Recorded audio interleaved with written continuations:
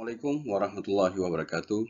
Pada hari ini saya akan menjelaskan mengenai perencanaan kapasitas dan lokasi. Materi ini merupakan bagian dari mata kuliah manajemen operasi. Adapun beberapa topik yang akan saya sampaikan pada kesempatan ini adalah pertama pengertian, kemudian mengapa perencanaan itu penting dalam hal kapasitas, bagaimana pengaruhnya, tahapannya, pengukurannya, perencanaan lokasi juga ya, kemudian alternatif pemilihan lokasi, dan metode penetapan lokasi. Nah, kita ke definisi daripada kapasitas dan perencanaan kapasitas. Jadi, kalau dilihat dari definisi yang ada di slide ini, bahwa kapasitas adalah tingkat kemampuan produksi dari suatu fasilitas. Jadi, kapasitas ini diukur dari kemampuan suatu fasilitas dalam memproduksi. Kemudian kapasitas ini biasanya diukur dalam jumlah volume output per periode waktu. Kemudian definisi dari perencanaan kapasitas itu adalah proses untuk menetapkan seberapa banyak atau seberapa besar tingkat output yang dapat dicapai oleh suatu fasilitas. Nah, mengapa perencanaan kapasitas itu penting ya? Alasannya adalah agar kebutuhan konsumen itu tetap bisa dipenuhi ya setiap waktunya, khususnya pada musim-musim atau periode tertentu, misalnya mendekati hari raya keagamaan ya.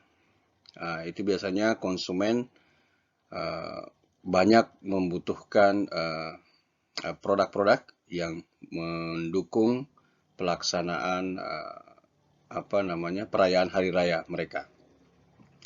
Nah, kemudian kapasitas ini juga harus direncanakan oleh satu perusahaan untuk untuk mencapai visi pertumbuhan suatu perusahaan. Ya.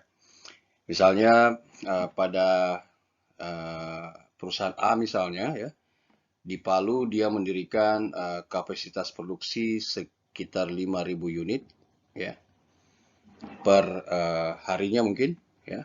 Kemudian dengan pertimbangan-pertimbangan lain, maka dia membuka atau menambah kapasitasnya ya dengan investasi dalam hal tenaga kerja, investasi dalam hal modal, kapital, teknologi ya, sehingga 5.000 tadi bisa jadi 10.000 ya. Jadi alasan lain lagi yang bisa dijadikan patokan dalam perencanaan kapasitas adalah adanya perencanaan wilayah pertumbuhan ya. Biasanya ini disampaikan oleh pemerintah. Contoh kasus daerah kita ya, Sulawesi Tengah atau khususnya Palu yang akan nanti berdekatan dengan keputusan kalau jadi ya, keputusan ibu kota baru ya di Kalimantan. Nah, kita salah satu daerah yang paling terdekat untuk menyuplai kebutuhan yang yang dibutuhkan oleh orang-orang atau masyarakat atau birokrat-birokrat yang ada di ibu kota baru tersebut. Ya, tentunya hal ini merupakan peluang yang besar ya, sehingga salah satu daerah yang strategis saat ini untuk kedepannya jika ibu kota negara baru berhasil ditetapkan, maksudnya berhasil pindah ya, adalah Sulawesi Tengah. Jadi kita ini perlu bersyukur kita kita nanti akan berdekatan dengan ibu kota baru. Kemudian dalam merencanakan kapasitas harus dipertimbangkan beberapa hal ya. Yang pertama adalah biaya operasi. Biaya operasi ini terkait dengan biaya tenaga kerja ya, kemudian biaya bahan baku dan biaya-biaya lain. Nah, ini merupakan indikator-indikator atau faktor-faktor yang harus dipertimbangkan ya, sehingga perencanaan kapasitas itu betul-betul bisa bisa dirancang dengan baik hasilnya ya. Kemudian kondisi titik impas ya. Jadi break even point. Nah, ini juga membutuhkan analisa-analisa tambahan ya sebelum memutuskan kapasitas ya. Jadi kondisi titik impas atau break even point saya tidak jelaskan dalam mata kuliah ini. Yang jelasnya adalah bahwa break even point merupakan salah satu landasan atau referensi dalam pembuatan perencanaan kapasitas perusahaan. Dengan kata lain, perancang kapasitas ini perlu memperhatikan, perlu menganalisis tambahan yaitu break even point dalam perencanaannya. Kemudian tingkat pelayanan ya. Nah, tingkat pelayanan ini juga mempengaruhi kapasitas. Ya, misalnya ada suatu restoran yang konsumennya atau pengunjung di restoran tersebut harus antri ya cukup panjang. Nah, melihat kondisi itu ya karena membludaknya orang-orang untuk datang, maka perlu ditambah kapasitas ya. Baik kapasitas pelayanan atau front office-nya ditambah sehingga mengurai antrian yang terjadi, kemudian juga menambah dalam hal produk yang harus diberikan atau jasa yang harus diberikan kepada pelanggan, sehingga antrian yang panjang pada restoran yang saya contohkan tadi itu tidak terjadi ya. Nah, kemudian kebutuhan investasi. Nah, ini perencanaan kapasitas yang barusan saya sampaikan bahwa perusahaan saat ini itu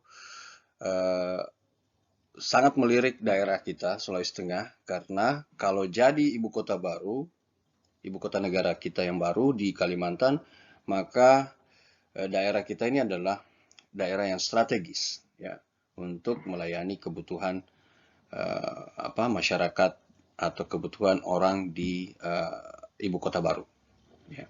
Dan tentunya untuk memenuhi kebutuhan tersebut maka besar kemungkinan perusahaan-perusahaan yang dari Jawa yang punya kaitan erat dalam memenuhi kebutuhan konsumen di ibu kota baru akan melakukan investasi ya. Nah, untuk itu pemerintah kita sudah merancang ya, satu kawasan di Pantoloan kalau tidak salah ya. Pantoloan ada namanya kawasan ekonomi khusus Kota Palu.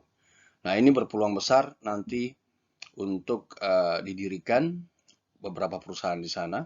Mungkin lebih banyak lagi perusahaan yang tumbuh di beberapa daerah Donggala atau Kabupaten Donggala, maksud saya Parigi, yang transportasinya itu akan dekat dengan ibu kota baru. Toli-toli juga ya punya peluang untuk pengembangan investasi yang besar dengan pertimbangan jarak ya antara lokasi perusahaan dengan lokasi pemasaran. Kemudian risiko organisasi ya. Jadi perencanaan kapasitas ini tidak terlepas juga dari risiko ya. Jadi seorang perancang kapasitas perlu mengidentifikasi risiko-risiko apa saja yang dapat mempengaruhi kapasitas perusahaan. Apakah risikonya itu berasal dari luar atau eksternal, maupun risikonya yang berada di internal organisasi itu sendiri. Nah, kemampuan manajer dalam mengidentifikasi risiko tersebut dan mengukur risiko tersebut serta memitigasi ya pengaruh besar daripada risiko tersebut, maka perusahaan atau penetapan kapasitas tersebut ya akan dapat mengurangi peluang terjadinya ancaman risiko yang dapat mempengaruhi pemenuhan kebutuhan terhadap konsumen ya atau operasional perusahaan ke depan. Nah, itu adalah beberapa hal yang mempengaruhi perencanaan kapasitas perusahaan. Nah, dalam merencanakan kapasitas ini ada beberapa tahapan yang harus dilalui ya. Nah, kalau kita perhatikan pada kesempatan ini ya,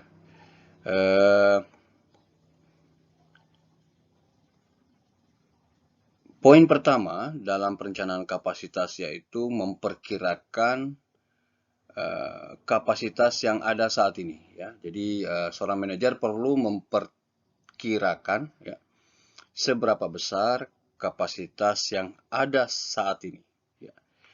Kemudian meramalkan kebutuhan ke depannya. Ya, jadi kebutuhan yang saya maksud di sini adalah kebutuhan konsumennya. Jadi seberapa besar kemampuan kapasitas terpasang saat ini untuk satu perusahaan itu mampu memenuhi kebutuhan konsumen ke depannya. Nah, sehingga kalau misalnya demand-nya itu atau kebutuhannya diramalkan itu meningkat, maka perlu diambil tindakan untuk memikirkan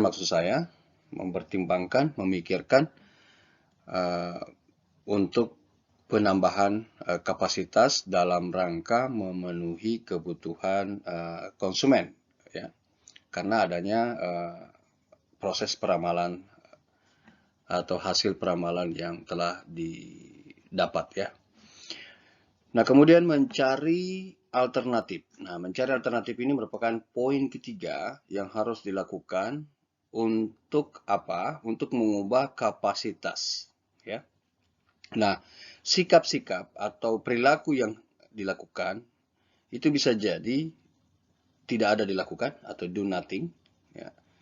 Kemudian expand large now atau menambah kapasitas saat ini, atau melakukan expand small now atau memperluas atau menambah kapasitas tapi dalam jumlah yang kecil ya, kecil saja begitu ya. Jadi ada juga keputusan dengan with option to add later ya. Jadi keputusan seorang manajer dengan mempertimbangkan beberapa hal yang saya sebutkan tadi, biaya operasi dan seterusnya, maka seorang manajer melihat keadaan, nantilah ditambah begitu ya. Jadi itu kata lain dari with option to add later. Oke. Jadi dalam mencari alternatif ini ada beberapa perilaku ya. Perilaku yang mempengaruhi keputusan seorang manajer. Ya, saya sudah sampaikan tadi ada do nothing, expand large now, expand small now, and with option to add later. Kemudian tahapan berikutnya adalah mengevaluasi posisi keuangan. Ya, posisi keuangan perusahaan perlu juga dilakukan evaluasi.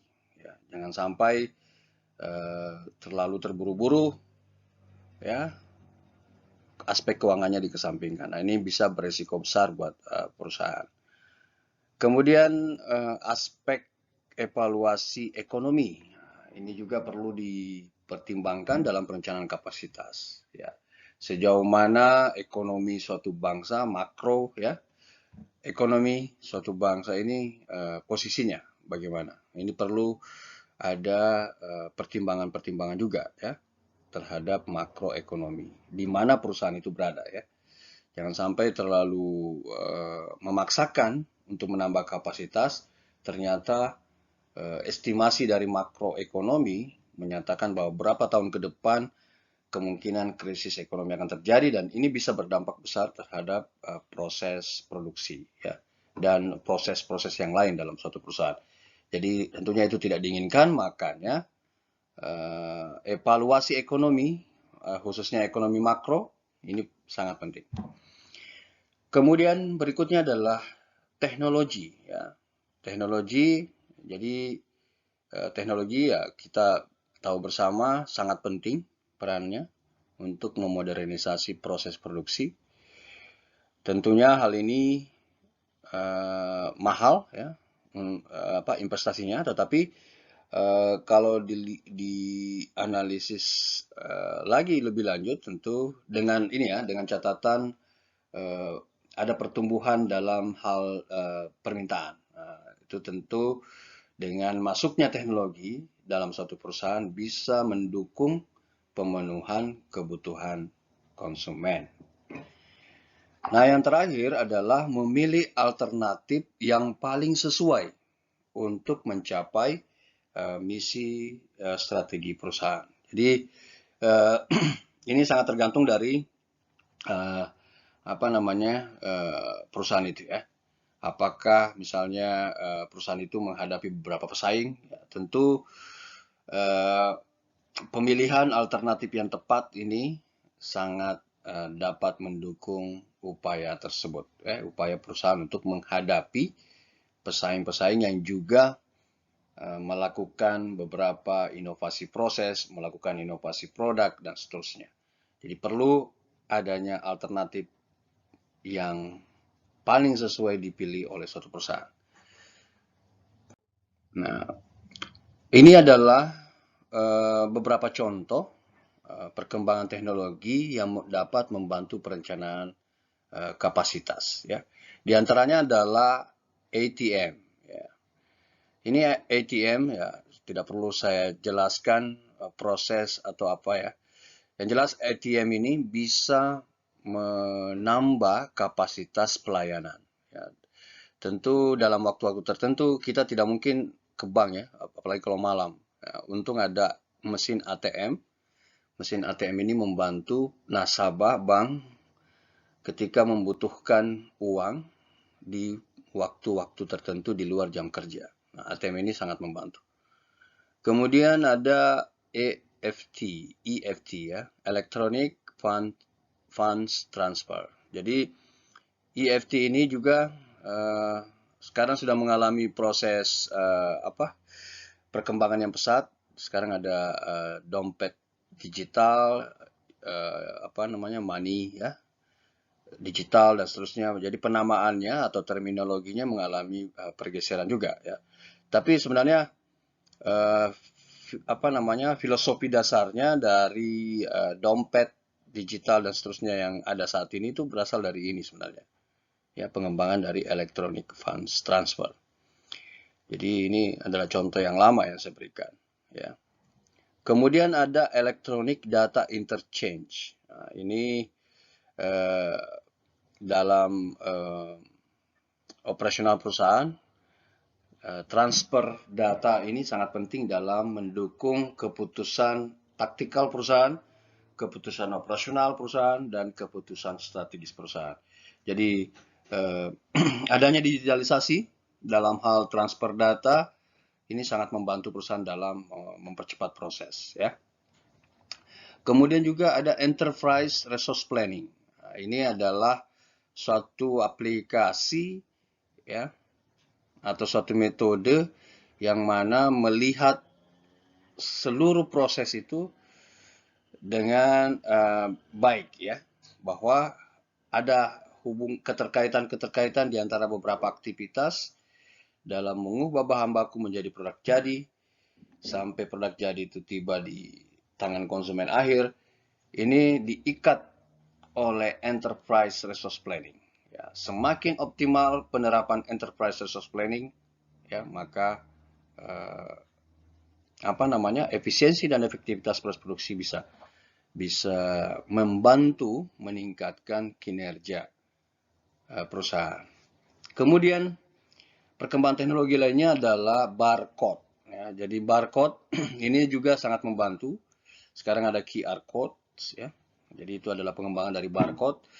Nah ini semua bisa membantu dalam hal pencatatan. Ya. Coba bayangkan ketika ada 1000 produk itu harus dicatat pakai pulpen. Tentunya berbeda dengan kalau kita hanya menggunakan barcode kemudian kita scan. Itu kecepatannya sangat beda dan ketelitiannya lebih unggul ya menggunakan barcode daripada menulis. Kalau menggunakan manusia kebetulan moodnya tidak bagus, bisa mempengaruhi ingatan sehingga salah menulis ya, salah menulis atau konsentrasi sehingga terganggu sehingga salah menulis jumlah produk, ya, kode produk dan seterusnya. Dengan bantuan barcode sekali lagi hal ini bisa terbantukan ya dengan teknologi tentunya. Jadi kita tidak bisa mengesampingkan aspek teknologi dalam proses produksi. Ya, meskipun juga ada beberapa kelemahan-kelemahan dari penerapan teknologi. Salah satu aspek yang mempengaruhi adalah pengurangan penggunaan tenaga manusia ya, dengan adanya teknologi. Ini memang trade-off-nya ya dari adanya teknologi yang semakin canggih sehingga mengurangi penggunaan tenaga manusia. Tentunya pengimbangan atau ekuivalensi daripada proses produksi ini sangat dibutuhkan untuk keberlanjutan.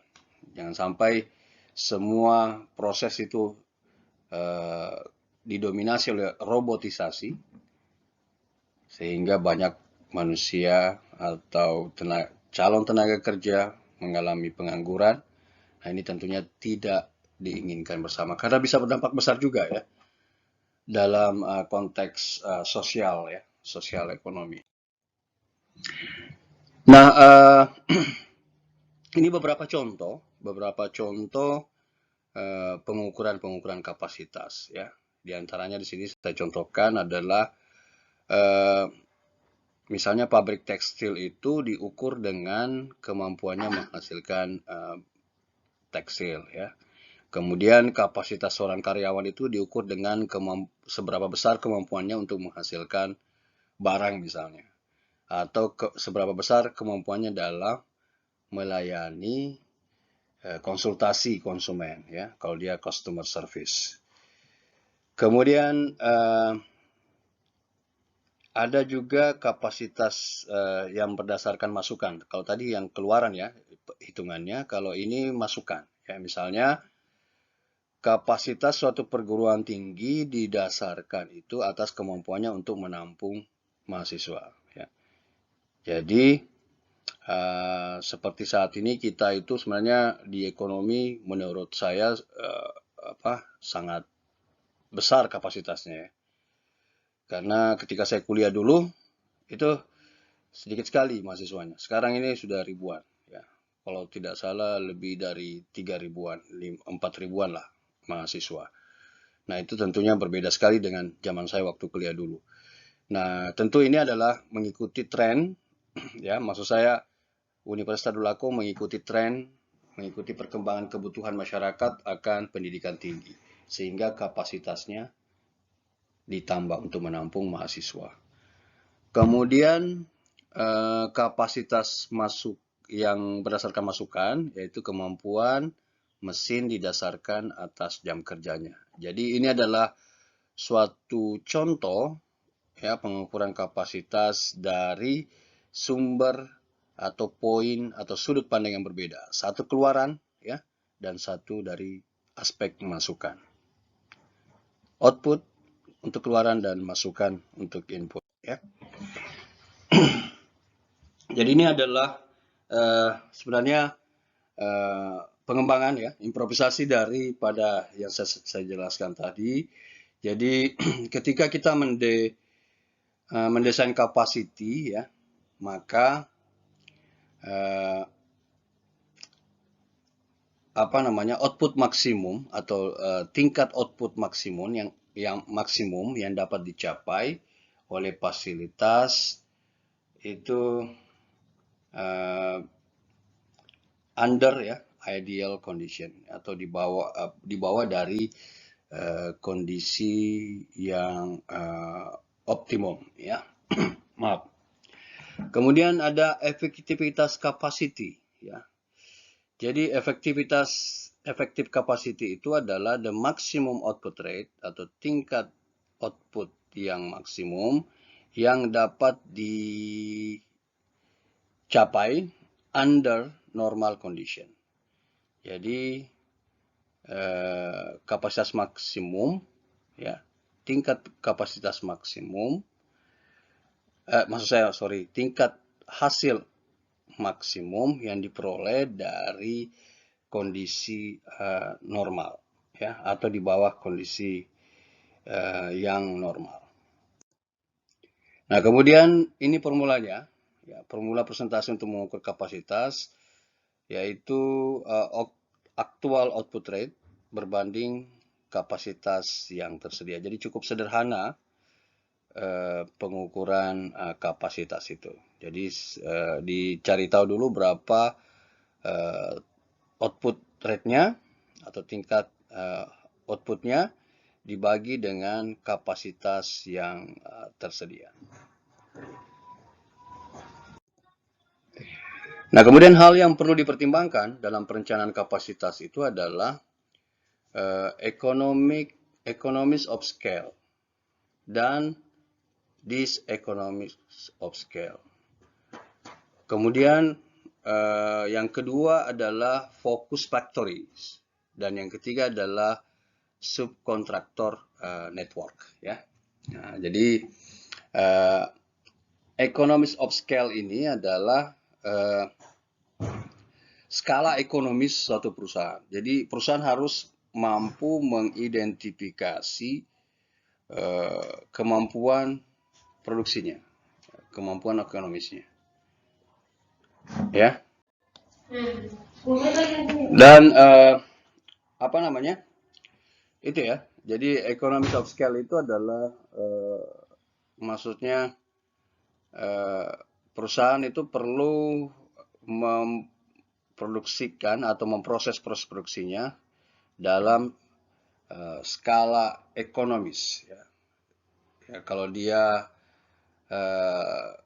skala ekonomisnya keluar dari skala ekonomis yang ada, maka bisa menimbulkan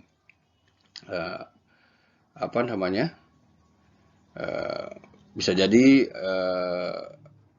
produknya, ya, dari sisi economies of scale tidak laku terjual, maka akan merugikan perusahaan. Bisa jadi kemungkinan tenaga kerjanya cukup banyak, ini juga bisa mempengaruhi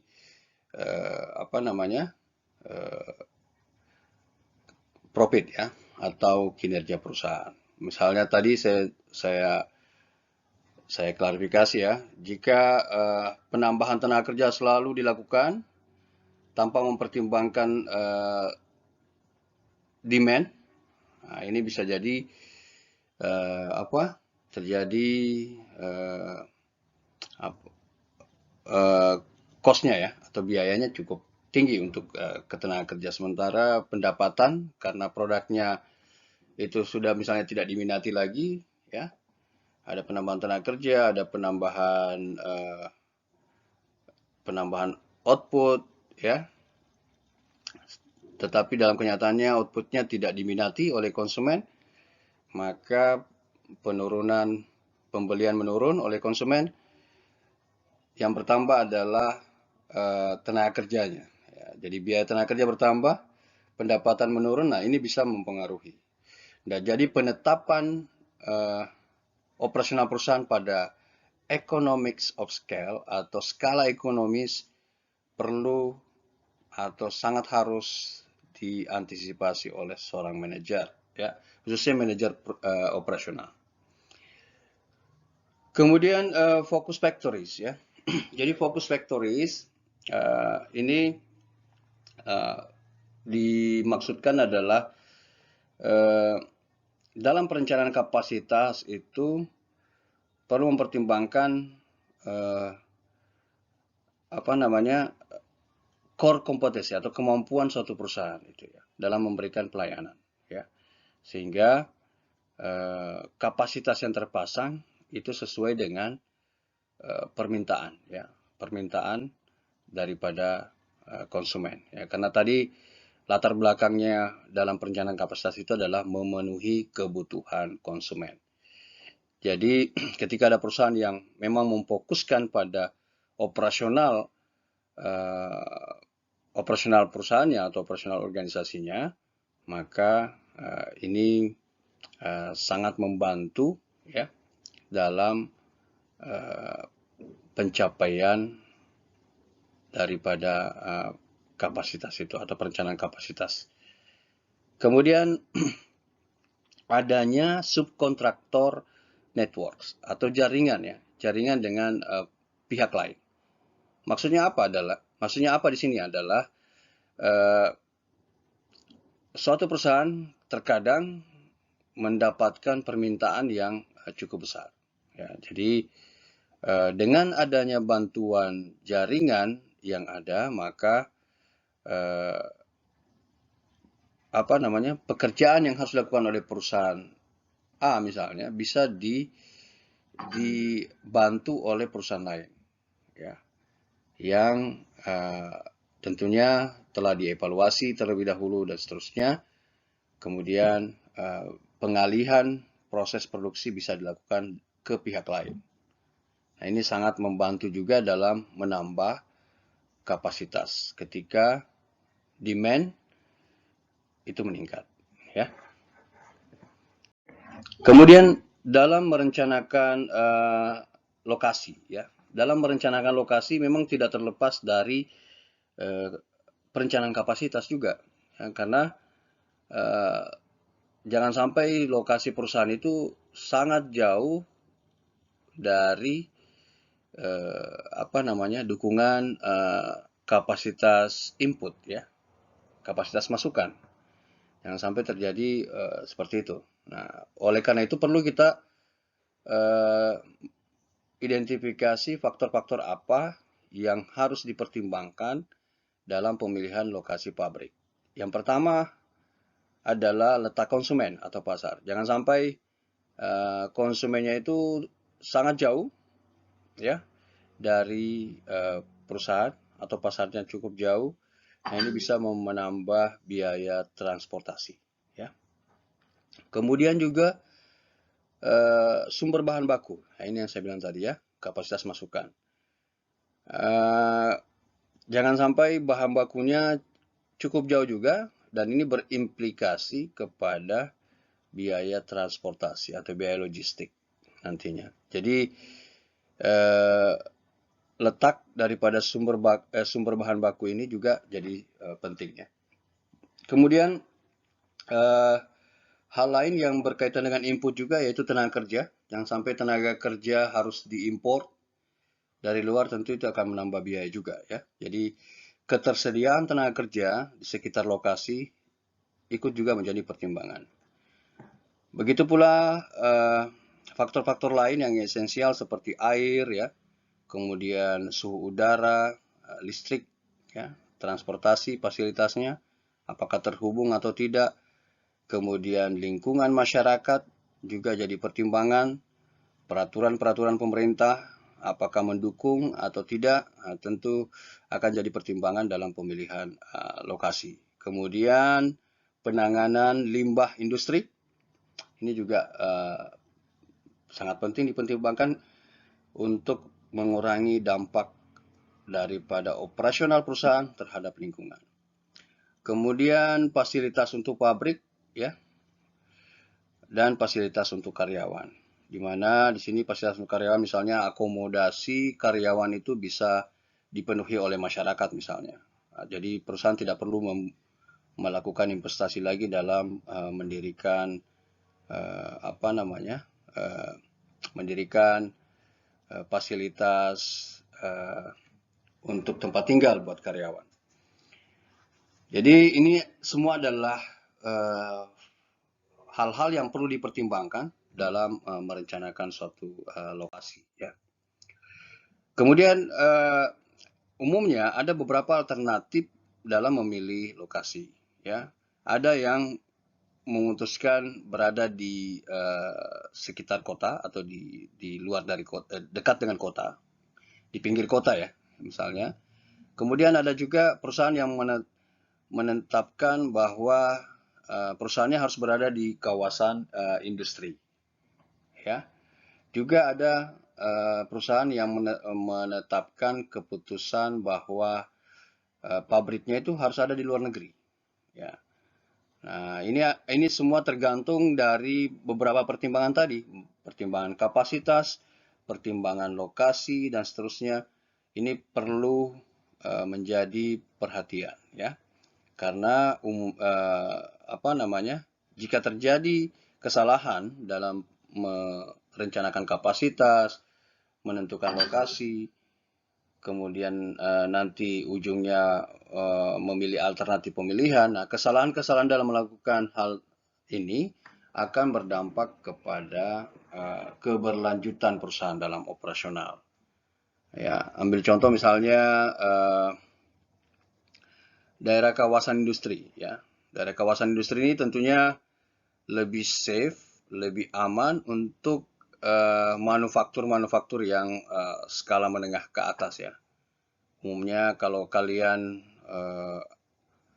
apa namanya pernah ke Makassar, di Makassar itu ada kawasan industri dekat jalan tol, dekat bandara, dekat pelabuhan.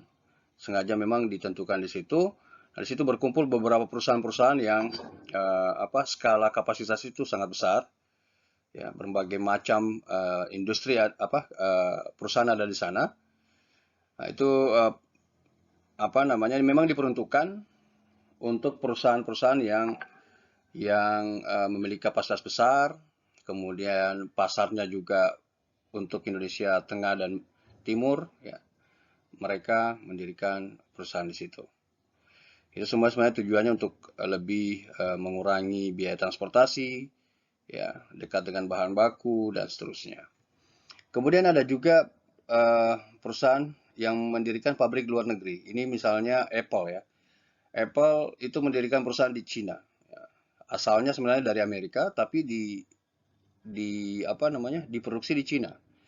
Nah, ini tentunya pertimbangannya adalah karena tenaga kerja di sana murah, ya, dekat dengan bahan baku dan seterusnya. Jadi beberapa perusahaan itu dapat dilihat kualitas keputusannya itu ketika bisa dilihat dari kinerjanya, ya, kinerja perusahaannya atau sustainability dari perusahaan tersebut, keberlanjutannya. Nah, ternyata Apple sukses ya, Apple sukses mendirikan perusahaan di Cina walaupun perusahaan itu sebenarnya berasal dari Amerika Serikat. Ya. Nah, dalam menetapkan lokasi ini ada beberapa metode, ada menggunakan faktor rating, ada menggunakan the load distance model, jarak ya. Kemudian ada the center of gravity approach. Jadi mengukur juga masih ada kaitannya tadi dengan ini load distance, tapi dia mengukur berapa jarak lokasi ke beberapa titik-titik tertentu ya, itu the center of gravity. Kemudian ada break even analysis ya, atau titik impas. Analisis titik impas. Nah, ini juga merupakan salah satu metode yang digunakan dalam menetapkan lokasi.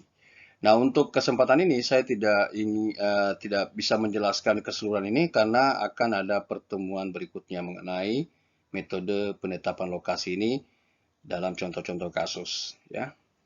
Jadi setidaknya saya pada kesempatan ini menyampaikan bahwa dalam menetapkan lokasi ada beberapa metode yang harus jadi pertimbangan untuk dilakukan.